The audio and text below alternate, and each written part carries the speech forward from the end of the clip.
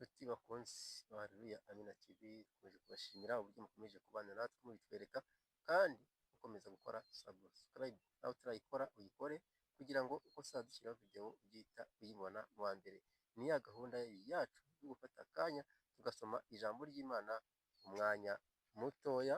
Tugiye gusoma mu gitabo cy'umuhanuzi Yesaya, turasoma ibice byaho bitanu, turasoma n'umurongo wa 11. Umutwe w'amagambo uravuga ngo icyaha cy'ubusinzi n'ibindi byaha n'ibihano byabyo.